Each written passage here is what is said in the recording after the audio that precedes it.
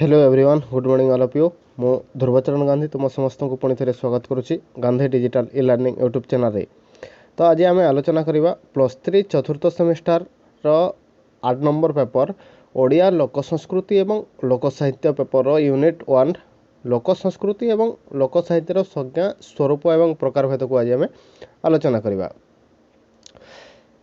तो आम बर्तमान आलोचना परिसर को जावा।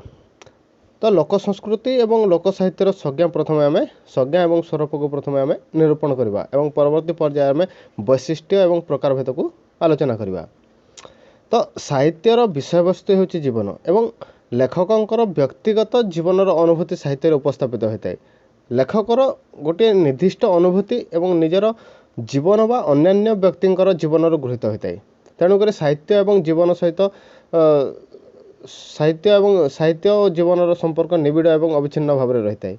तो साहित्य कौन से गोटे क्षेत्र में कौन से गोटे जुगर जनजीवन ठार पृथक हो भिन्न सारण में गति करना।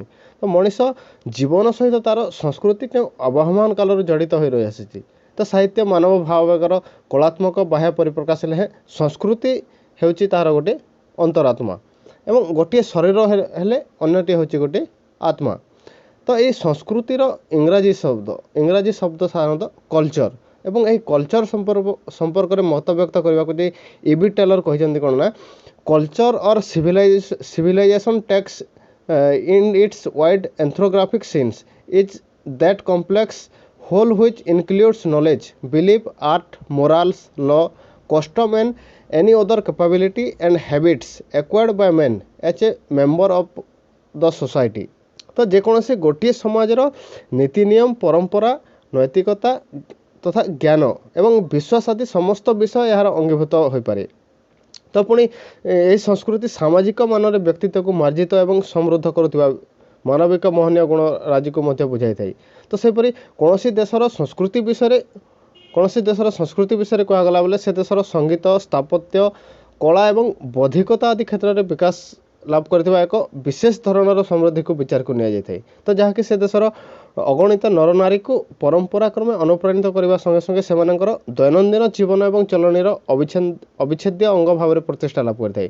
तो ए दृष्टि लोक संस्कृति कहले लोक मानक मध्य प्रचलित समस्त चालीचलणी आचार विचार विश्वासबोध न्याय नीति तथा अन्यान्य समस्त सामाजिक गुणगुड़िक यार अंतर्भुक्त होता है। तो संस्कृति एक संपत्ति नुहे, संस्कृति हूँ गोटे जीवन। तो संस्कृति जीवन भूमि हो रही है। तो जीवन अंतराकाश एक जलवायु परी रही है। तो पुणी केतबेले संस्कृति से जीवन एक विपुलतार संभावना रूपे जीवन जावतीय प्रयास एवं प्रेरणा मध्य समाविष्ट होता है। तो से संस्कृति शब्दर अर्थ व्यापक। तो निर्दिष्ट संज्ञा मध्य जदि आम यहाँ आबद्ध करवा संभव नुहे। तो इतिहास व विज्ञान भली साहित्यर विषय वस्तु सीमित नुहे। तो साहित्य जीवनधर्मी हो जीवन जो व्यापक साहित्यर विषय वस्तु सेपरी अपर्याप्त। तो जगत एवं जीवन साहित्य रूपायित होता है ये साहित्यटी। तेणुक से जगत एवं जीवन ही साहित्यर सामग्री भाव में रही है एवं निजर भावना राज्य कवि जगत एवं जीवजंतु भली जो भाव में अनुभव करते साहित्यर विषय वस्तु ही परिणत होता है। तो व्यक्तिगत भाव को सार्वजनीन कर साधारण रूप प्रकाश करने साहित्यिकर गौरव। तो साहित्य एवं समाज साहित्य समाज एवं जीवन प्रतिफलन। तो समाज एवं जीवन लेखकर व्यक्तिगत अनुभूति एवं कल्पना माध्यम रसतीर्ण रूप लाभ जिते करए से साहित्य हो जाए। तो अतएव साहित्यर विषय वस्तु साधारणतः व्यापक।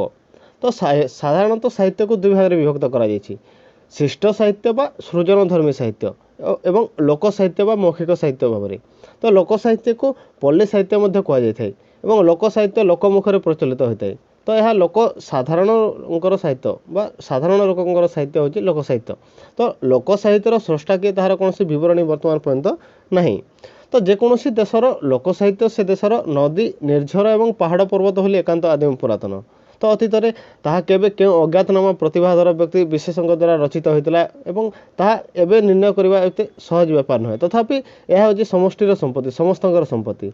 तो जाति धर्म वर्ण एवं गोष्ठी निर्विशेष समस्तंकर एथिरे समान अधिकार रही। तो बयस निर्विशेष समाजर सब श्रेणी उपभोक्ता एथिरो समान भाव में रस साधन करथांती। ठीक सेपरि लोक शब्दर अर्थ को विश्लेषण कर जना जाए लोक शब्दर अर्थ अत्यंत व्यापक एवं यह प्रधानतः सर्वसाधारण जनता को ही बुझाई थाए। तो आदिवासी आरंभ करी पल्ली नगर अशिक्षित अर्धशिक्षित जनता पर्यंत समस्ते यार अंतर्गत होता है। तो एम संस्कृति को साधारणतः लोक संस्कृति बोली कहुई था। तो लोककला लोक साहित्य लोक संगीत लोकाचार प्रभृति जनतार समस्त कृतित्व को घनी लोक संस्कृति गठित होता है और यार नित्य जीवन संस्कृति हूँ लोक संस्कृति। तो ये लोक शब्दर व्यापक अर्थ जदि आम जाना ताल अग्निपुराण गोटे श्लोक को उद्धार कर भूर्भुवम स्वर्म हश्चैव जनश्च तपैव च सत्य लोकश्च सप्तैते लोकास्तु परिकीर्तिता। तो यह पार्थिव अंतरिक्ष एवं भावलोक भाव भूगोल भूलोक भूवलोक और स्वरलोक एपरी भेद त्रिविध होता है। तो आयुर्वेद शास्त्र अनुसार लोक शब्द संयोगापेक्षी एवं लोकरे उत्पत्ति वृद्धि उपप्लव और बीजगादीर कारण चतुष्ट विद्यमान होता है। तो उत्पत्ति जन्मर कारण वृद्धि अपायन उपप्लव दुखागम और बीजोगर षड़धातुर विभाग को बुझाई था। स्थावर और जंगम भितर लोक को दुई भाग में विभक्त कर तेणु प्रकृति और प्राकृतिक विकृति सहित लोक घनिष्ठ भाव में संपृक्त। तो लोकरे उत्पत्ति बुद्धि उपप्लव एवं बीजगादी कारण चतुष्ट विद्यमान रही। तो से लोक शब्द मध्य समग्र विश्व ब्रह्मांड द्योतित हो पारे।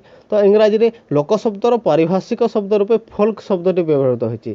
तो प्राथमिक स्तर में समाजर निम्न स्तर में बसवास करता व्यक्ति विशेष प्रति यह प्रযোज्य थिला। तो ये लोक बा फोल्क एक लक्षणार्थक पद। तो व्यक्ति जनसमुदाय और भूमंडल इत्यादि यार अभिधानिक अर्थ भाव में देखा जाए किंतु पारिभाषिक अर्थ में जब देखा यार संज्ञा संपूर्ण स्वतंत्र।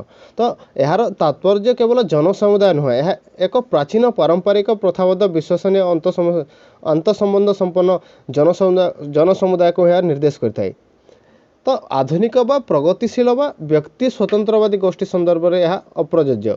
तो ओडिशार लोक संस्कृति कहले एठारे बसवास करथिबा तीन श्रेणी अधिवासी कला साहित्य संगीत परंपरा तथा आचार विचार चालीचरण आदि को बुझाई थाए। तो ये तीन श्रेणी अधिवासी हेले प्रथम शबर संप्रदाय एमाने वास्तव में एठाकर आदिम अधिवासी से द्वारा ओडिशार आराध्य देवता श्री जगन्नाथ पूजित होते। तापर आसिले द्राविड़ गोष्ठी और सर्वशेष आसिले आर्य गोष्ठी। तो आर्य मैंने एठारे प्रवेश पर जो मैंने से बश्यता स्वीकार करले से ए समाजर नीच स्तर मनीष भाव में परिचित हेले। चमाण चमार पाण हाड़ी धोबा कंडरा आदि ए गोष्ठीर।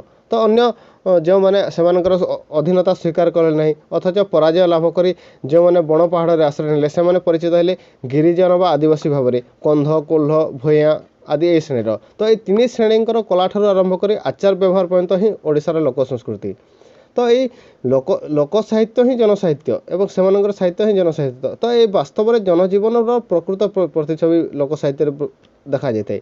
संप्रति ये साहित्यर चर्चापी देशर अनेक समालोचक मैंने विभिन्न प्रकार समालोचना ग्रंथ गुड़िक रचना करी लोक साहित्य गुड़ी को समालोचना करछंती।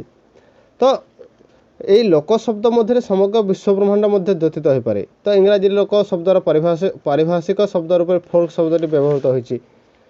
ये फोल्क शब्दटी जदि आम देखा प्राथमिक स्तर में समाजर निम्न स्तर में बसवास करुवा व्यक्ति विशेष प्रति यह प्रযোज्य थिला। तो वास्तव में लोक बा फोल्क शब्द को व्यापक अर्थ में प्रथम हार्डर ही व्यवहार करते। तो लोक साहित्य संपर्क से जो प्राथमिक आलोचना धाराटी आरंभ करते जर्मान मध्य दे थोमास आलोचनार एक निर्दिष्ट और नूतन रूपरेख परिग्रह लाभ करथिला।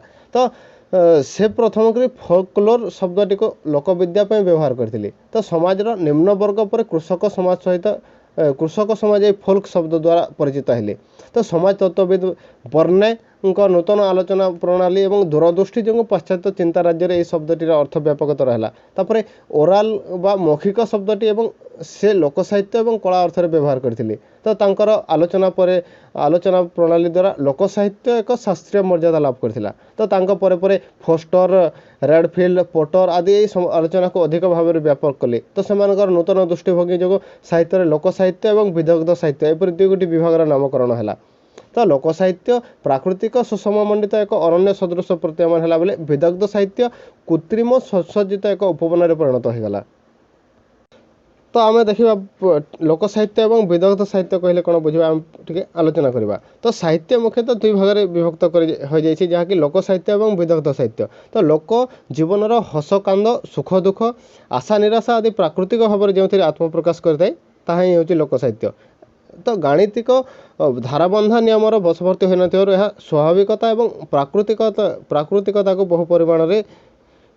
ବହୁ ପରିମାଣରେ ରକ୍ଷା କରିପାରିଥାଏ। ତ ସାମାଜିକ ବିଶ୍ୱାସବୋଧ ଏବଂ ଚଳଣି ଏଥିରେ ଅପରୂପ ଲାଭ କରିଥାଏ। ତ ଲୋକ ସାହିତ୍ୟରେ ଜୀବନ ଏକ ମଣ୍ଡିତ ଆଦର୍ଶ ବା ତତ୍ତ୍ୱର ବିଷୟ ନୁହେଁ, ତାହା ସୁଖ ଦୁଃଖ ହାନି ଲାଭର ଚଉଘେରତି ଭିତରେ ସାଧାରଣ ଜୀବନ, ଯାହା ପରମାର୍ଥ ସହିତ ନୁହେଁ ତ ବଞ୍ଚିବା ସହିତ ବରଂ ଅଧିକ ସମ୍ବନ୍ଧିତ ରହିଥାଏ। ତ ଲୋକ ଜୀବନର ନିଚ୍ଛକ ବାସ୍ତବତା ଏବଂ ସତ୍ୟ ଘଟଣା ଏଥିରେ ରୂପାୟିତ ହେଉଥିବାରୁ ଏହାର ସାର୍ବଜନୀନ ଏବଂ ସାର୍ବକାଳିକ ମୂଲ୍ୟବୋଧ ରହିଛି। ତ ଲୋକ ସାହିତ୍ୟକୁ କେହି ପଲ୍ଲୀ ସାହିତ୍ୟ, ଲଘୁ ସାହିତ୍ୟ ବା ଗାଉଁଲି ସାହିତ୍ୟର ମଧ୍ୟ ଆଖ୍ୟା ଦେଇଥାନ୍ତି। ତ ଓଡ଼ିଶା ଏକ ପଲ୍ଲୀ ବହୁଳ ରାଜ୍ୟ ଏବଂ ଅଧିକାଂଶ ଜନତା ପଲ୍ଲୀରେ ହିଁ ବସବାସ କରିଥାନ୍ତି। ତ ସେମାନଙ୍କର ଜୀବନ କଥା ଏଥିରେ ପ୍ରକାଶ ଲାଭ କରିଥିବାରୁ ଏହାର ଅନ୍ୟ ନାମ ପଲ୍ଲୀ ସାହିତ୍ୟ ମଧ୍ୟ। ତ ସମସ୍ତ ଶାସ୍ତ୍ରୀୟ ନିୟମକୁ ଉପେକ୍ଷା କରି ଏହା ନିଜସ୍ୱ ଶୈଳୀ ଏବଂ ଭାଷାରେ ପ୍ରକାଶ ଲାଭ କରିଥିବାରୁ ଏହାକୁ କେହି ବୋଧହୁଏ ସେଥିପାଇଁ ଲଘୁ ସାହିତ୍ୟ ମଧ୍ୟ ଆଖ୍ୟା ଦେଇଥାନ୍ତି। ତ ଅନୁରୂପ ଭାବରେ ଗ୍ରାମର ଲୋକମାନଙ୍କ ଦ୍ୱାରା ଏବଂ ସେହି ଲୋକମାନଙ୍କ ପାଇଁ ସୃଷ୍ଟି ହେଉଥିବା ସାହିତ୍ୟ ହିଁ ଗାଉଁଲି ସାହିତ୍ୟ। ତ ତୁଣ୍ଡରୁ ତୁଣ୍ଡ ଏବଂ କାନରୁ କାନ ଦେଇ ଗତି କରୁଥିବାରୁ ଏହାକୁ ଲୋକବେଦ ମଧ୍ୟ କୁହାଯାଇପାରେ। ତ ଏଥିପାଇଁ ଲୋକ ସାହିତ୍ୟକୁ ମୌଖିକ ସାହିତ୍ୟ ବୋଲି ମଧ୍ୟ କୁହାଯାଇଥାଏ। ତ ଅତୀତରେ ଏହାର କୌଣସି ଲିଖିତ ରୂପ ନଥିବାରୁ ଏହାକୁ ଶ୍ରୁତି ମଧ୍ୟ ଦେଇ ଅବାରିତ ଭାବରେ ଗତି କରୁଥିବାରୁ ଏହା ମୌଖିକ ସାହିତ୍ୟ ଭାବରେ ମଧ୍ୟ ପରିଗୃହୀତ ହେଉଥିଲା। ତ ଏହି ସାହିତ୍ୟ ସମ୍ପର୍କରେ ମତ ଦେଇ ଆଲୋଚକ ବୃନ୍ଦାବନ ଚନ୍ଦ୍ର ଆଚାର୍ଯ୍ୟ କହିଥିଲେ, ମୌଖିକ ସାହିତ୍ୟ ପଲ୍ଲୀ ଜୀବନର ଏକ ସ୍ୱତଃସ୍ଫୂର୍ତ୍ତ ଝରଣା। ତ ଏଥିରେ ଯେକୌଣସି ଲୋକ ସମାଜର ଏହା ହିଁ ଆଦିମ ସଙ୍ଗୀତ, ତେଣୁ ଅଲିଖିତ ନିତ୍ୟ ନୂତନ ସହଜ ସରଳ ଏବଂ ସମ୍ଭ୍ରାନ୍ତ ସ୍ୱାଭାବିକ ରହିବା ଦରକାର। ତ ପଲ୍ଲୀ ଜୀବନର ହସକାନ୍ଦ ସୁଖ ଦୁଃଖ ସହିତ ଓତପ୍ରୋତ ଭାବରେ ଜଡ଼ିତ ଥିବା ହେତୁ ଏହା ପ୍ରାଣସ୍ପର୍ଶୀ ଏବଂ ଲୋକପ୍ରିୟ ହୋଇଥାଏ। ତ ଏହା ଲୌକିକ ଭାଷା ଏବଂ ଲୋକମାନସର ପ୍ରକୃଷ୍ଟ ବାର୍ତ୍ତା ବହନ କରିଥାଏ ବୋଲି ସେ ମତ ପ୍ରଦାନ କରିଛନ୍ତି। ଯଦି ଆମେ ଲୋକ ସାହିତ୍ୟ ଏବଂ ବିଦଗ୍ଧ ସାହିତ୍ୟକୁ ଦେଖିବା, ଲୋକ ସାହିତ୍ୟ ଏବଂ ବିଦଗ୍ଧ ସାହିତ୍ୟ ମଧ୍ୟରେ ଅନେକ ଗୁଡ଼ିଏ ପାର୍ଥକ୍ୟ ପରିଲକ୍ଷିତ ହୋଇଥାଏ। ଲୋକ ସାହିତ୍ୟ ମାନବର ହୃଦୟ ସହିତ ସମ୍ପର୍କ ରଖିଥାଏ, କିନ୍ତୁ ବିଦଗ୍ଧ ସାହିତ୍ୟ ବାହ୍ୟ ଶରୀର ସହିତ ସମ୍ପର୍କ ରଖିଥାଏ। ଏବଂ ଲୋକ ସାହିତ୍ୟ ପ୍ରାକୃତିକ ହୋଇଥାଏ, କିନ୍ତୁ ବିଦଗ୍ଧ ସାହିତ୍ୟ କୃତ୍ରିମ ହୋଇଥାଏ। ତ ଲୋକ ସାହିତ୍ୟ ଅଯତ୍ନ ବର୍ଦ୍ଧିତ ଅରଣ୍ୟର ସୁଷମା ମଣ୍ଡିତ କରିଥାଏ, କିନ୍ତୁ ବିଦଗ୍ଧ ସାହିତ୍ୟ କୃତ୍ରିମ ଉପବନ ବା ପାର୍କ ଗୁଡ଼ିକର ସେ ସୁଷମା ମଣ୍ଡିତ କରିଥାଏ। ତ ଲୋକ ସାହିତ୍ୟ କଳ କଳ ନାଦିନୀ ଝରଣା ପ୍ରଭୃତିର ଆମେ ଦେଖିବାକୁ ପାଇବା, କିନ୍ତୁ ବିଦଗ୍ଧ ସାହିତ୍ୟରେ ନିଷ୍କାସନହୀନ ଜଳାଶୟ ଗୁଡ଼ିକ ଆମେ ଦେଖିବାକୁ ପାଇବା। ତ ଲୋକ ସାହିତ୍ୟରେ ମନ୍ଦମଳୟ ଅନିଲ ଆମେ ଦେଖିପାରିବା, କିନ୍ତୁ ବିଦଗ୍ଧ ସାହିତ୍ୟରେ ଶକ୍ତିଚାଳିତ ପଙ୍ଖା ଆମେ ଦେଖିପାରିବା। ଠିକ୍ ସେପରି ଲୋକ ସାହିତ୍ୟରେ ସ୍ନିଗ୍ଧ ଜ୍ୟୋତ୍ସ୍ନାଲୋକ ଆମେ ଦେଖିବାକୁ ପାଇଥାଉ, କିନ୍ତୁ ବିଦଗ୍ଧ ସାହିତ୍ୟରେ ସେଗୁଡ଼ିକ ଦେଖିବାକୁ ମିଳେ ନାହିଁ। ବିଦଗ୍ଧ ସାହିତ୍ୟରେ ଆଖି ଝଲସା ବିଦ୍ୟୁତର ଆଲୋକ ଦେଖିବାକୁ ମିଳିଥାଏ। ତ ଲୋକ ସାହିତ୍ୟରେ ସରଳ ପଲ୍ଲୀର ସୁଷମା ଦେଖିବାକୁ ମିଳିଥାଏ, କିନ୍ତୁ ବିଦଗ୍ଧ ସାହିତ୍ୟରେ କୃତ୍ରିମ ନଗରର ଚାକଚକ୍ୟ ଦେଖିବାକୁ ମିଳିଥାଏ। ତ ଲୋକ ସାହିତ୍ୟରେ ସରଳତା ସ୍ୱାଭାବିକତା ଏବଂ ଏହାର ଆଦର୍ଶ ଗୁଡ଼ିକ ଦେଖିବାକୁ ମିଳିଥାଏ, କିନ୍ତୁ ବିଦଗ୍ଧ ସାହିତ୍ୟରେ ବୌଦ୍ଧିକତା ବାହ୍ୟ ଆଡ଼ମ୍ବର ଏହାର ଆଦର୍ଶ ଭାବରେ ରହିଥାଏ। ତ ଲୋକ ସାହିତ୍ୟରେ ଦେଖିବାକୁ ଗଲେ ବଂଶୀର ମଧୁରିମା ସ୍ୱର ଶୁଣିବାକୁ ମିଳିଥାଏ, କିନ୍ତୁ ବିଦଗ୍ଧ ସାହିତ୍ୟରେ ଅର୍କେଷ୍ଟ୍ରାର କର୍ଣ୍ଣକଟୁ ଧ୍ୱନି ଶୁଣିବାକୁ ମିଳିଥାଏ। ତ ଲୋକ ସାହିତ୍ୟରେ ବାସ୍ତବ ଜୀବନ ସହିତ ସମ୍ପର୍କ ରହିଥାଏ, କିନ୍ତୁ ବିଦଗ୍ଧ ସାହିତ୍ୟରେ କଳ୍ପନା ଏବଂ ପାଣ୍ଡିତ୍ୟ ସହିତ ସମ୍ପର୍କ ରହିଥାଏ। ତ ଏ ଲୋକ ସାହିତ୍ୟରେ ସ୍ୱତଃସ୍ଫୂର୍ତ୍ତତା ଏବଂ ଆବେଗ ଧର୍ମିତା ରହିଥାଏ, କିନ୍ତୁ ବିଦଗ୍ଧ ସାହିତ୍ୟରେ ଚିନ୍ତାଶୀଳତା ଏବଂ ଭାବାନୁଲମ୍ବିତା ରହିଥାଏ। ତା ସହିତ ଲୋକ ସାହିତ୍ୟରେ ଗୋଷ୍ଠୀ ଜୀବନର ପ୍ରକାଶକ ରହିଥାଏ, କିନ୍ତୁ ବିଦଗ୍ଧ ସାହିତ୍ୟରେ ମୁଷ୍ଟିମୟ ଜୀବନର ପ୍ରକାଶକ ରହିଥାଏ। ଠିକ୍ ସେପରି ଲୋକ ସାହିତ୍ୟରେ ଜାତୀୟ ଜୀବନ ସହିତ ସମ୍ପର୍କ ରକ୍ଷା କରିଥାଏ, କିନ୍ତୁ ବିଦଗ୍ଧ ସାହିତ୍ୟରେ ସଭ୍ୟତା ଓ ଶିକ୍ଷା ସହିତ ସମ୍ପର୍କ ରକ୍ଷା କରିଥାଏ। ତ ଏହି ବିଦଗ୍ଧ ସାହିତ୍ୟଟି ଲୋକମାନଙ୍କର ସାହିତ୍ୟ ନୁହେଁ, ତେଣୁକରି ତ ମୁଷ୍ଟିମୟ ପଣ୍ଡିତ ବର୍ଗଙ୍କର ସାହିତ୍ୟ ଏହା। ତ ଜନସାଧାରଣଙ୍କର ଜୀବନଗାଥାରେ ଏହି ସାହିତ୍ୟ ମୁଖରିତ ନୁହେଁ, ବରଂ ଏକ କୃତ୍ରିମ ସୁଶୋଭିତ ଜଳାଶୟ ପରି ଚିତ୍ତ ମୁଗ୍ଧକାରୀ ରହିଥାଏ। ତ ବିଦଗ୍ଧ ସାହିତ୍ୟ କହିଲେ ସୁଧୀବର୍ଗ ବା ପାଣ୍ଡିତ୍ୟ ଆଧାରିତ ଶ୍ରେଷ୍ଠ ସାହିତ୍ୟ ବୋଲି ଆମେ ବୁଝିପାରିବା। ତାପରେ ଆମେ ଏସବୁ ଆଲୋଚନା କଲା ପରେ ଜାଣିବା ଯେ ବାସ୍ତବରେ ଲୋକ ସାହିତ୍ୟ କ'ଣ, ଲୋକ ସାହିତ୍ୟ କାହାକୁ କୁହାଯିବ। ତ ଏହାକୁ ନେଇ ବହୁ ବିତର୍କ ମଧ୍ୟ ହୋଇଛି। ତ ଭିନ୍ନ ଭିନ୍ନ ମତ ମଧ୍ୟ ସୃଷ୍ଟି ହୋଇଛି, ମାତ୍ର କୌଣସି ଗୋଟିଏ ମତ ଲୋକ ସାହିତ୍ୟର ନିର୍ଦ୍ଦିଷ୍ଟ ରୂପରେଖ ଦେଇପାରେ ନାହିଁ। ତ ରବୀନ୍ଦ୍ରନାଥ ସାହୁଙ୍କ ମତକୁ ଯଦି ଆମେ ଦେଖିବା, ଯେଉଁ ସାହିତ୍ୟ ଲୋକଗ୍ରାହ୍ୟ ତାହା ହିଁ ଲୋକ ସାହିତ୍ୟ। ଠିକ୍ ସେପରି ଡକ୍ଟର ଗୌରାଙ୍ଗ ଚରଣ ଦାସ ଏହାକୁ ଆହୁରି ଟିକେ ବ୍ୟାପକ କରି ଆଲୋଚନା କରିଛନ୍ତି। ସମାଜର ପ୍ରତ୍ୟେକ ଶ୍ରେଣୀ ରୁଚି ଆଦର୍ଶର ମଣିଷମାନଙ୍କୁ ଯାହା ଭଲ ଲାଗେ, ସେମାନଙ୍କର ଚେତନାକୁ ଯାହା ଆବିର୍ଭୂତ କରେ ଏବଂ ଯାହା ଭିତରେ ସେମାନେ ଆପଣା ମୁହଁଟିକୁ ଖୋଜି ପାଆନ୍ତି, ତାହା ହିଁ ସେମାନଙ୍କର ସାହିତ୍ୟ, କଳା ସଙ୍ଗୀତ ଏବଂ ବୃହତ୍ତର ପରିଭାଷାରେ ଜୀବନବେଦର ଉଦ୍ଗାନ ବୋଲିକରି ସେ ମତ ପ୍ରଦାନ କରିଛନ୍ତି। ତ ଲୋକ ସାହିତ୍ୟ ମଣିଷର କଥା ହିଁ କହିଥାଏ, ତା'ର ନୀତିଦିନିଆ ଜୀବନର ହସକାନ୍ଦ ସୁଖ ଦୁଃଖ ଅଶ୍ରୁ ଏବଂ ସ୍ନେହରେ ଏହି ସାହିତ୍ୟ ଅନୁରଞ୍ଜିତ ହୋଇଥାଏ। ତ ସବୁ କାଳର ଲୋକ ସାହିତ୍ୟରେ ଜୀବନ ହିଁ ସର୍ବଦା ପ୍ରତିପାଦ୍ୟ ରହିଥାଏ। ତ ତ ସେଠି ତତ୍ତ୍ୱ ବା ପରମାର୍ଥର ବ୍ୟଞ୍ଜନା ନଥାଏ। କ'ଣ ଥାଏ ନା ନୀତିଦିନିଆ ଜୀବନର ବ୍ୟବହାର ତଥା ବାସ୍ତବ ଜୀବନଚର୍ଯ୍ୟା ଏବଂ ତା'ର ସଶ୍ରଦ୍ଧ କାହାଣୀ ଏବଂ ସୁଖ ଦୁଃଖ ହାନି ଲାଭର ଚିତ୍ର ସେଠାରେ ରହିଥାଏ। ତ ଭାରତର ଯେକୌଣସି ଭାଷାର ଲୋକ ସାହିତ୍ୟ ଭଳି ଓଡ଼ିଆ ଭାଷାର ଲୋକ ସାହିତ୍ୟ ମଧ୍ୟ ଐଶ୍ୱର୍ଯ୍ୟମଣ୍ଡିତ ଅଟେ।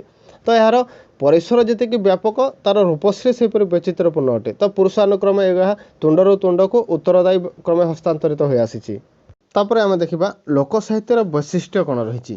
ତ ଲୋକ ସାହିତ୍ୟ ଅନ୍ତର୍ଗତ ବହୁ ଭାବନା ବିହତ, ନିରର୍ଥକ ଏବଂ ଅସଙ୍ଗତ ଏବଂ ତା ସହିତ ଅତି କାଳ୍ପନିକ ବୋଲି ମନେ ହେଉଥିଲେ ମଧ୍ୟ ଏହାର ଅନ୍ତଃସ୍ଫୁର ଅତ୍ୟନ୍ତ ତାତ୍ପର୍ଯ୍ୟପୂର୍ଣ୍ଣ ରହିଥାଏ। ତ ଅତି କଳ୍ପନାର ଦୋହାଇ ଦେଇ ଏଗୁଡ଼ିକ ପରିତ୍ୟାଗ କରିବା ଉଚିତ ନୁହେଁ। ତ ଏଥିରେ ବ୍ୟକ୍ତି ଜୀବନର ଅବଦମିତ କାମନା, ବାସନା, ହାସ୍ୟ, ଅଶ୍ରୁ, ଅନୁଭୂତି ସହିତ ସାମାଜିକ ଜୀବନର ରୀତିନୀତି, ପରମ୍ପରା, ବିଶ୍ୱାସ, ଅନ୍ଧବିଶ୍ୱାସ ପ୍ରଭୃତି ଇତ୍ୟାଦି ଗୁଡ଼ିକର ନିଖୁଣ ଏବଂ ମାର୍ମିକ ଚିତ୍ର ନିହିତ ରହିଥାଏ। ତେଣୁକରି ଲୋକ ସାହିତ୍ୟ ହେଉଛି କୌଣସି ଗୋଟିଏ ଜାତିର ଜୀବନବେଦ। ତ କୌଣସି ନିର୍ଦ୍ଦିଷ୍ଟ ଉଦ୍ଦେଶ୍ୟ ରଖି ଲୋକ ସାହିତ୍ୟ ସ୍ରଷ୍ଟା ତା'ର ସୃଷ୍ଟି କରିନଥାଏ। ତ ଜୀବନର କଣ୍ଟକିତ ପଥରେ ଗତି କରିବା ସମୟରେ ଯାହା ତା'ର ମନକୁ ଆସିଥାଏ ତାକୁ ସେ ଗାଇ ଯାଇଥାଏ ଏବଂ କହିଦେଇଥାଏ। ତ ଓଡ଼ିଆ ପଲ୍ଲୀ ସାହିତ୍ୟରେ ଡକ୍ଟର ନଟବର ସାମନ୍ତରାୟ ଏହାର 7ଟି ବୈଶିଷ୍ଟ୍ୟ ସମ୍ପର୍କରେ ସୂଚନା ପ୍ରଦାନ କରିଛନ୍ତି। ଯଥା ପଲ୍ଲୀ ପ୍ରାଣତା, ପଲ୍ଲୀ ଜୀବନର ପ୍ରାଣପୂର୍ଣ୍ଣ ପରିପ୍ରକାଶ, ମୌଖିକ ପ୍ରବାହ, ଏକକ ବା ସାମୂହିକ ଆବୃତ୍ତି, ରଚୟିତାଙ୍କ ନାମହୀନତା ଏବଂ ସଙ୍ଗୀତର ମଧୁର ମୂର୍ଚ୍ଛନା ଏବଂ ବିଷୟବସ୍ତୁର ଅର୍ଥହୀନତା। ତ ଏଇ 7ଟି ବୈଶିଷ୍ଟ୍ୟକୁ ଛାଡ଼ିଦେଲେ ଆହୁରି ମଧ୍ୟ କେତୋଟି ବୈଶିଷ୍ଟ୍ୟ ପ୍ରତିପାଦିତ ହୋଇଥାଏ। ସେଗୁଡ଼ିକ ହେଲା ଲୋକ ସାହିତ୍ୟର କୌଣସି ନିର୍ଦ୍ଦିଷ୍ଟ ଶୈଳୀ ନଥାଏ ଏବଂ କୌଣସି ଭୌଗୋଳିକ ସୀମା ମଧ୍ୟରେ ସେ ଆବଦ୍ଧ ରହିନଥାଏ। ତ ଏହା ସହିତ ଦେଶ, ଧର୍ମ ଏବଂ କାଳାତୀତ, ଲୋକ ସାହିତ୍ୟ ଦେଶ, ଧର୍ମ ଏବଂ କାଳାତୀତ। ତ ଏହି ଲୋକ ସାହିତ୍ୟଟି ନିର୍ଦ୍ଦିଷ୍ଟ ସମ୍ପ୍ରଦାୟର ହୋଇନଥିବାରୁ ସାର୍ବଜନୀନ ମଧ୍ୟ ହୋଇଥାଏ। ତା ସହିତ ସମୟ, କଥକ ଏବଂ ଆବୃତ୍ତିକାରୀଙ୍କର ଅନୁସାରେ ପରିବର୍ତ୍ତନଶୀଳ ରହିଥାଏ। ତ ଏହି ଲୋକ ସାହିତ୍ୟ ମାନବ ଧର୍ମୀ ଏବଂ ମାନବବାଦର ପ୍ରଚାରକ ଭାବରେ କାର୍ଯ୍ୟ କରିଥାଏ।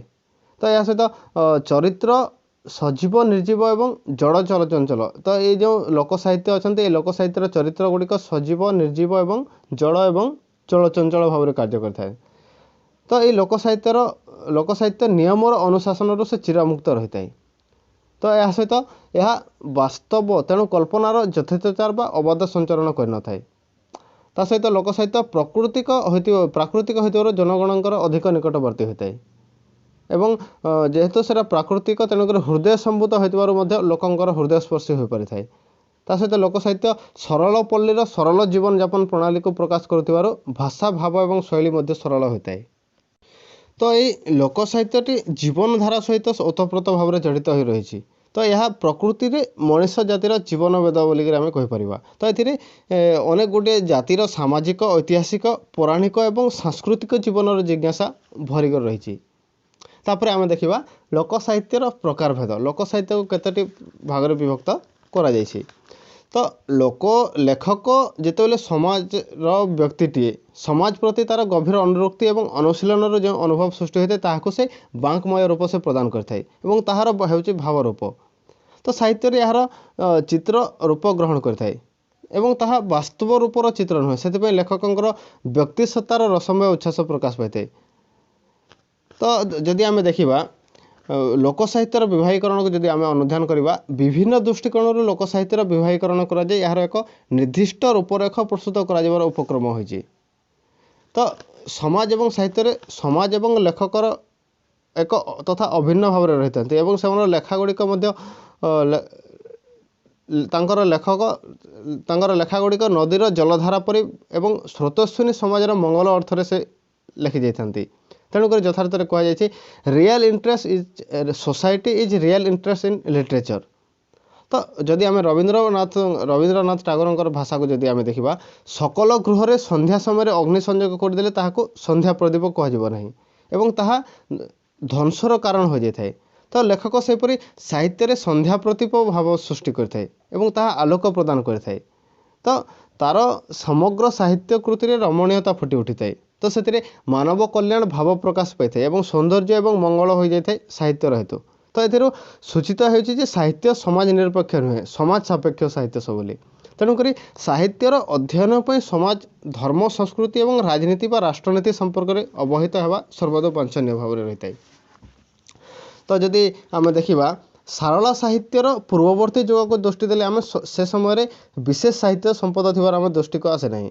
ତ ଲିଖିତ ସାହିତ୍ୟ ସୃଷ୍ଟି ହେବା ପୂର୍ବରୁ ଲୋକମୁଖରେ ଚଷା ଗୀତ, ଗାଉଁଲି ଗୀତ, ଢଗଢମାଳି, ଡାକବଚନ, କାନ୍ଦଣା ପ୍ରଭୃତି ରୂପରେ ଲୋକ ସାହିତ୍ୟ ବା ମୌଖିକ ସାହିତ୍ୟ ପ୍ରଚଳିତ ଥିଲା। ତ ବିଦଗ୍ଧ ସାହିତ୍ୟ ସୃଷ୍ଟି ହେବା ପୂର୍ବରୁ କବିତା, କାହାଣୀ, ଯାତ୍ରା, ନାଚ, ସୁଆଙ୍ଗ, ଲୀଳା, ପ୍ରବାଦ ପ୍ରବଚନ ପ୍ରଭୃତି ମାଧ୍ୟମରେ ଲୋକ ସାହିତ୍ୟର ବିକାଶ ହୋଇଥିଲା। ତ ଲୋକ ସାହିତ୍ୟ ହେଉଛି ଜନସାଧାରଣ ବା ସର୍ବସାଧାରଣଙ୍କର ସାହିତ୍ୟ ଏବଂ ଆଦିବାସୀ, କନ୍ଧ, ପ୍ରଜାଙ୍କଠାରୁ ଆରମ୍ଭ କରି ପଲ୍ଲୀର ଅଶିକ୍ଷିତ ଏବଂ ନଗରର ଶିକ୍ଷିତ ବ୍ୟକ୍ତି ଏହି ସାହିତ୍ୟ ପର୍ଯ୍ୟାୟବାଚୀ। ତ ସାମଗ୍ରିକ ଭାବରେ ଲୋକ ସାହିତ୍ୟ ଗଳ୍ପ ଏବଂ ଏ ଗୀତ ଏଭଳି ଦୁଇ ଭାଗରେ ବିଭକ୍ତ। ଯଦି ଆମେ ଦେଖିବା ଆଉ ଟିକେ ପୁଙ୍ଖାନୁପୁଙ୍ଖ ଭାବରେ ଯଦି ଆଲୋଚନା କରିବା, ଲୋକ ସାହିତ୍ୟକୁ ସାଧାରଣତଃ 3 ଭାଗରେ ବିଭକ୍ତ କରାଯାଇଛି। ଲୋକକଥା, ଲୋକନାଟକ ଏବଂ ଲୋକଗୀତ। ଲୋକକଥା ଯେଉଁ କାହାଣୀ ରୂପ, ଏଥିରେ ସାଧାରଣତଃ ପଦ୍ୟର ସଂଯୋଜନା ମଧ୍ୟ ରହିଥାଏ ଲୋକକଥାରେ। ତ ଲୋକକଥାକୁ ସାଧାରଣତଃ 2 ଭାଗରେ ବିଭକ୍ତ କରାଯାଇଥାଏ, ଗୋଟେ ଲୌକିକ ଆଉ ଗୋଟେ ହେଲା ଅଲୌକିକ। ଲୌକିକରେ ଯେଉଁଠି ମାନବୀୟ ସମ୍ପର୍କୀୟ ଯେଉଁ କାହାଣୀ ଗୁଡ଼ିକ ରହିଥାଏ ତାହାକୁ ସାଧାରଣତଃ ଆମେ ଲୌକିକ କାହାଣୀ ଭାବରେ ନେଇଥାଉ ଏବଂ ଅଲୌକିକ କାହାଣୀ ଯେଉଁଟାକି ଭୂତ, ପ୍ରେତ, ଦେବତା, ପଶୁପକ୍ଷୀ, ଜଡ଼ ପଦାର୍ଥ ସମ୍ପର୍କୀୟ କାହାଣୀକୁ ନେଇ ରଚିତ ହୋଇଥାଏ ତାହାକୁ ଆମେ ଅଲୌକିକ କାହାଣୀ ବୋଲି କହିଥାଉ। ତ ଏଇ ଲୋକ କାହାଣୀକୁ ସାଧାରଣତଃ 2 ଭାଗରେ ବିଭକ୍ତ କରାଯାଇଛି। ତାପରେ ଲୋକନାଟକ ବା ନାଟ୍ୟ ରୂପ ଯେଉଁଟାକି ଲୋକନାଟକକୁ ସାଧାରଣତଃ 4 ଭାଗରେ ବିଭକ୍ତ କରାଯାଇଛି। ଲୀଳା, ଯାତ୍ରା, ସ୍ୱାଙ୍ଗ ପ୍ରହସନ ଏବଂ ବିଭିନ୍ନ ନାଟ। ତ ଲୀଳାରେ ଯେଉଁଟାକି ରାମଲୀଳା, କୃଷ୍ଣଲୀଳା ଏବଂ ଅନ୍ୟାନ୍ୟ ଲୀଳା ପ୍ରଭୃତି ଯାଏ ଏବଂ ଯାତ୍ରାରେ ଗୀତି ନାଟକ ପ୍ରଭୃତି ଯାଏ ଏବଂ ସ୍ୱାଙ୍ଗ ପ୍ରହସନରେ ଯାତ୍ରା ଗୁଡ଼ିକରେ ମଧ୍ୟ ଅନ୍ତର୍ଭୁକ୍ତ ଏଠାରେ ହୋଇପାରେ ସ୍ୱାଙ୍ଗ ପ୍ରହସନ ଏବଂ ବିଭିନ୍ନ ନାଟ ଯେଉଁଟାକି ଛଉ ନାଟ, ମୋଗଲ ତାମସା, ଦଣ୍ଡ ନାଟ, ଘୋଡ଼ା ନାଚ, ଦେଶିଆ ନାଟ, ଚଢ଼େଇଆଣୀ ଯେଉଁ ନୃତ୍ୟ ଅଛି ସେଇଟା ମଧ୍ୟ ବିଭିନ୍ନ ନାଟରେ ଯାଇପାରେ। ତ ଏପରି ଲୋକନାଟକକୁ ସାଧାରଣତଃ 4ଟି ପର୍ଯ୍ୟାୟରେ ଆମେ ବିଭାଗୀକରଣ କରିପାରିବା।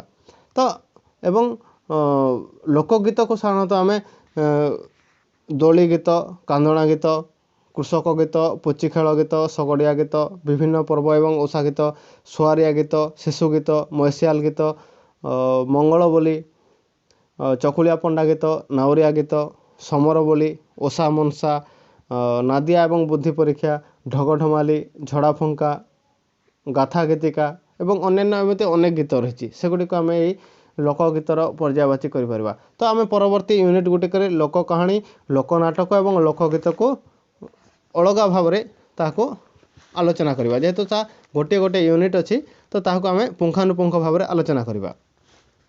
ତ ଏଇ ଲୋକ ସାହିତ୍ୟକୁ ସାଧାରଣତଃ ଡକ୍ଟର ନାରାୟଣ ଶତପଥୀ ତାଙ୍କର ପ୍ରାକ୍ ସାରଳା ଭାଷା ଏବଂ ସାହିତ୍ୟ ପୁସ୍ତକରେ ଏ ସମ୍ପର୍କରେ ମତ ଦେଇକରି ସେ କହିଛନ୍ତି, ଲୋକ ସାହିତ୍ୟ ପ୍ରକାଶ୍ୟ ରୂପରେ ମୁଖ୍ୟତଃ 2 ଭାଗରେ ବିଭକ୍ତ। ଗୋଟିଏ ହେଉଛି ପଦ୍ୟାତ୍ମକ ଆଉ ଯେଉଁଥିରେ ଲୋତକାଦ୍ର କରୁଣ ଗୀତିକା ଠାରୁ ଆରମ୍ଭ କରି ନାଁ ଦିଆ, ମୌଜ ମଜଲିସ୍, ଖେଳ କୌତୁକ, ଆନନ୍ଦ ଉତ୍ସବ, କୃଷି ବାଣିଜ୍ୟ, ଢଗଢମାଳି, ତାପରେ ଆମର ପ୍ରବାଦ ପ୍ରବଚନ, ଗୀତିକା, ପ୍ରହେଳିକା, ଡାକବଚନ, ଭିକ୍ଷା ଗୀତି, ଓଷା ବ୍ରତ ଗୀତ, କଳସା, ମଙ୍ଗଳ ଗୀତି ଏସବୁ ସେଠାରେ ଗର୍ଭିତ ହୋଇଥାଏ। ଏବଂ ଅନ୍ୟଟି ହେଉଛି ଗଦ୍ୟାତ୍ମକ ଯେଉଁଠାରେ ଲୋକଚିତ୍ତର ଅଜସ୍ର ଜୟ ବିଜୟ, ବିସ୍ମୟ, ଭୟ, ନୂତନ ଏବଂ ପୁରାତନ ଅଭିଜ୍ଞତା ତା ସହିତ ପର୍ଯ୍ୟଟନକାଳୀନ ଘଟଣା, ବିଶ୍ୱାସ ଏବଂ ବିଶ୍ୱାସଘାତକତା, ଥଟ୍ଟା ଠାପରା କାହାଣୀ ରୂପରେ ପ୍ରକଟିତ ହୋଇଥାଏ। ତ ଲୋକ ସାହିତ୍ୟର ଏହି ଦ୍ୱିବିଧ ରୂପ ବ୍ୟତୀତ ଅନ୍ୟ ଏକ ବିଭାଗରେ ମଧ୍ୟ ସମାଲୋଚକମାନେ ଭାଗ କରିଥାନ୍ତି, ତାହା ହେଲା ନାଟ୍ୟାତ୍ମକ ଯେଉଁଟାକି ଆମେ ପୂର୍ବରୁ ଆଲୋଚନା କରିଥିଲେ। ତ ଗଦ୍ୟରେ ଆମେ ବିଭିନ୍ନ କାହାଣୀ ଏବଂ କଥା ଗୁଡ଼ିକ ଅନ୍ତର୍ଭୁକ୍ତ କଲାବେଳେ ପଦ୍ୟରେ ନାରୀ ଜୀବନର ହାସ୍ୟ, ଅଶ୍ରୁ, ଆନନ୍ଦ ଏବଂ ମାତୃହୃଦୟର ସ୍ନେହ ମମତା ତା ସହିତ ସାମାଜିକ ନ୍ୟାୟ ଏବଂ ପଲ୍ଲୀ ମଣିଷର କର୍ମମୟ ଜୀବନର ବିପୁଳ ଅଭିଜ୍ଞତା ସମ୍ପର୍କରେ ନାନାଦି ଗୀତିକୁ ଅନ୍ତର୍ଭୁକ୍ତ କରାଯାଇପାରେ। ତ ମାତ୍ର ନାଟ୍ୟ ରୂପରେ ଉଭୟ ଗଦ୍ୟ ଏବଂ ପଦ୍ୟର ସମ୍ମିଶ୍ରଣ ଘଟିଥାଏ। ତ ବିଭିନ୍ନ ଲୀଳା, ଯାତ୍ରା, ସ୍ୱାଙ୍ଗ ତଥା ଢଗଢମାଳି ଏବଂ ବୁଦ୍ଧି ପରୀକ୍ଷା ଆଦିକୁ ଏହି ବିଭାଗରେ ଗ୍ରହଣ କରାଯାଇଥାଏ। ତା ସହିତ ଏହାର ରୂପ ଗୁଡ଼ିକ ଉଭୟ ଗଦ୍ୟାତ୍ମକ ଏବଂ ପଦ୍ୟାତ୍ମକ ଭାବରେ ପ୍ରକାଶ କରିଥାଏ। ତ ଲୋକ ସାହିତ୍ୟର ବିଭିନ୍ନ ବିଭାଗ ମଧ୍ୟରେ ସର୍ବପ୍ରଧାନ ହେଉଛି ଲୋକ କାହାଣୀ। ତ କାହାଣୀ କହିବା ଏବଂ କାହାଣୀ ଶୁଣିବା ମନୁଷ୍ୟର ଗୋଟେ ସହଜାତ ପ୍ରବୃତ୍ତି। ତ କେଉଁ ଅନାଦି କାଳରୁ ଲୋକ କାହାଣୀ ସୃଷ୍ଟି ହୋଇ ଯୁଗ ଯୁଗ ଧରି ଅବାଲ ବୃଦ୍ଧ ବନିତା ସମସ୍ତଙ୍କୁ ସମ୍ମୋହିତ କରିଆସିଛି। ତ ଏକ ନିର୍ଦ୍ଦିଷ୍ଟ ସମୟର ସୃଷ୍ଟି ହେଲେ ମଧ୍ୟ ବୈଶିଷ୍ଟ୍ୟ ଦୃଷ୍ଟିରେ ଏହାର ମୂଲ୍ୟ ସାଧାରଣତଃ ଚିରନ୍ତନ ରୂପେ ରହିଥାଏ। ତ ଆଧୁନିକ କ୍ଷୁଦ୍ର ଗଳ୍ପ ଠାରୁ ଲୋକଗଳ୍ପ ଏବଂ କାହାଣୀ ବହୁ ଭାବରେ ପୃଥକ ଭାବରେ ରହିଛି। ତ ଆଧୁନିକ ଗଳ୍ପରେ ଏକ ନିର୍ଦ୍ଦିଷ୍ଟ ଲେଖକ ଥିବାବେଳେ ଲୋକଗୀତର ସେପରି ଲୋକଗୀତ ଲୋକ କାହାଣୀ ଏବଂ ଲୋକନାଟକର କୌଣସି ସେମିତି ନିର୍ଦ୍ଦିଷ୍ଟ ବ୍ୟକ୍ତି ନୁହେଁ, ବରଂ ବ୍ୟକ୍ତି ବା ବର୍ଗ ବା ସମଗ୍ର ସମାଜ।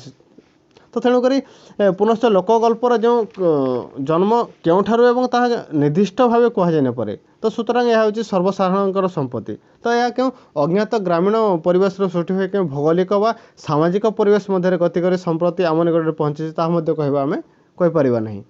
ତାପରେ ଓଡ଼ିଆ ଭାଷାରେ ଲୋକ କାହାଣୀର ସୃଷ୍ଟିର ବହୁ ପୂର୍ବରୁ ବେଦ, ଉପନିଷଦ, କଥା ସରିସାଗର ତଥା ବେତାଲ ପଞ୍ଚବିଂଶତି ହେଲା, ପଞ୍ଚତନ୍ତ୍ର, ରାମାୟଣ, ମହାଭାରତ ପ୍ରଭୃତି ଅସଂଖ୍ୟ କାହାଣୀ ସୃଷ୍ଟି ହୋଇଥିଲା। ତ ବେଦରେ ବିଭିନ୍ନ ବର୍ଣ୍ଣିତ ଯେଉଁ ଓଷାବ୍ରତ ମଧ୍ୟରେ ଲୋକ କାହାଣୀର ପ୍ରଚ୍ଛନ୍ନ ଭାବରେ ନିହିତ ଥିଲା। ତ ବେଦରେ ଉଲ୍ଲେଖିତ ଜହ୍ନି ଓଷା, ବୁଧେଇ ଓଷା, ନିଶା ମଙ୍ଗଳବାର ଓଷା ପ୍ରଭୃତି ମଧ୍ୟ କାହାଣୀର ସ୍ୱରୂପ ଅତ୍ୟନ୍ତ ସ୍ପଷ୍ଟ ହେଉଥିଲା। ତ ଏତଦ୍ ବ୍ୟତୀତ ଯଦି ଆମେ ଦେଖିବା ବେଦର ପୁରୁର ବା ଉର୍ବଶୀ କାହାଣୀ ହେଲା, ସରମା କଥା, ଯୁବକର ଜୁଆ ଖେଳ ମଧ୍ୟ ଓଡ଼ିଆ ଲୋକ କାହାଣୀକୁ ବହୁଳ ଭାବରେ ପ୍ରଭାବିତ କରିଛି।